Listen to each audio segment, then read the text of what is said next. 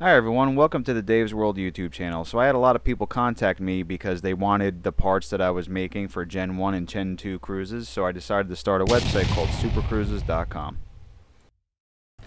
Hi everybody, welcome to Dave's World. What I'm doing today is I'm filming the cold air intake install for an Equinox. So for the Equinox and the Malibu, I came out with a cold air intake that you do not have to tune the vehicle to run. The reason it's designed this way is so you don't have to deal with a check engine light because of a mass airflow sensor issue. What I'm going to be doing is showing how to install this cold air intake and how it's supposed to mount and how it's supposed to work and swap everything over. I'm also filming how to install these new Equinox engine covers. You can get them pretty much in any color you want. Let me show you real quick. You can get these in tons of colors. I make a lot of pieces for show cars and custom vehicles, and you can get them for the Gen 1 Cruze. This is the Equinox version and the Malibu version, which is a slightly different variant. This is a Cruze one, and then this is a Cruze one. So they look awesome, and you can get them pretty much any color you want. Green, red, blue, white, purple, doesn't matter. I can do any color because I do custom coatings. In fact, this one over here is a textured red that I matched to the air intake for this customer, and they can't wait to get it. What I'm going to do is let me show footage of installing this previously before I put the engine cover on, so you know pretty much what you're in store for. Now, these cold air intakes have no heat shield because I'm trying to keep the price down. Heat shields on a turbo car to me are kind of pointless because once the air hits the turbo, it gets hot anyway. That's the point of an intercooler.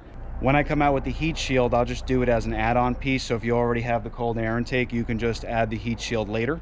But for right now, this is how I'm offering it because most people aren't tuned. And I wanted to give you something that's fun for now. And then later on, if you get tuned, I have a different version that has a nicer elbow and it's polished, and that version you can run with a tune. But for right now, this is what I'm offering to everybody at a discounted price. Okay, so I wanted to add this into the video. This is the OEM intake pipe. So the OEM intake pipe pretty much has this bend and a Helmont's resonator and this elbow. You see how it pretty much reduces down to this size? That's pretty much what this intake does, but side by side, you can see why the shape is the way it is now.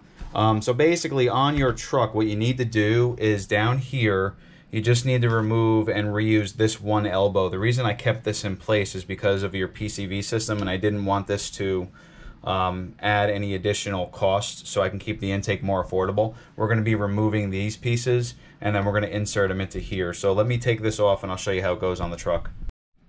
So you're going to be separating this from this. This goes to the turbocharger. This gets reused, and this basically, you just stick it in the trunk. Now with this gets inserted into this elbow. So I don't have a free hand, so what I'll do is, let me just do it real quick and then I'll show you the finished product. Okay, so it's pretty simple. Once you install it in the truck, it's going to go to the turbocharger. Here's the elbow with the original PCV pipe. We're going to go from the elbow to the new intake. Now this is the first design. These work great so far. This version with this pipe works perfect on OEM Equinoxes and Terrains with no tune needed. That's why I designed it this way. In the future, when you have a tune, we can maybe design some bigger elbows and things like that. But right now, this works awesome. And I just wanted to show everybody how it's installed in the truck and where it would go. It comes with the bracket and everything. And then now what we'll do is we'll go back to the video so we can show you how to disassemble the OEM setup. And you'll be able to install this on the truck now. So I'm very sorry for this. I didn't realize when I was recording removing the airbox that my camera overheated and it stopped recording me actually undoing everything. But this airbox has one bolt on top and you have to remove the connector and then loosen the clamp and the airbox comes right out. I wanted to show you guys this stuff, but I didn't realize the footage is gone. Sorry about that. Once the airbox is removed, you have to remove this bolt so you can mount the bracket in the correct spot and just put the bolt back in. Okay, so this part's pretty self-explanatory. You remove the bolt, which you can see me doing in the video. And then what you're going to do is drop the bracket in place, put the bolt back in place. You're going to push the bracket so it's basically in the middle of that area, about 4 inches away or so from the elbow portion. What's going to end up happening is you're going to drop the filter in place. The filter actually wraps around the top portion of the bracket, so when you tighten the clamp down, it holds the bracket, and that's what keeps everything steady. So you're going to drop the filter in place, you're going to drop the mass airflow housing in place, and then you're going to tighten everything up to the elbow and then to the filter, and this will keep everything nice and tight.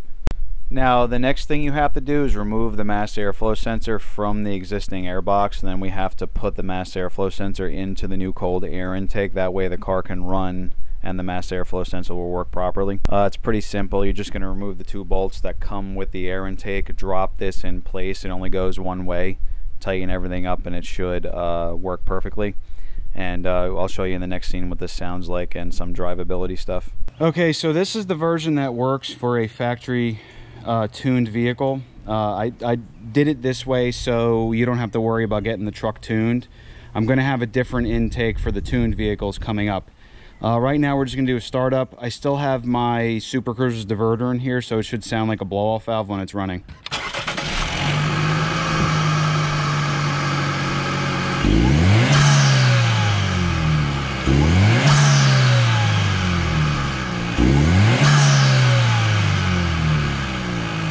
Yeah.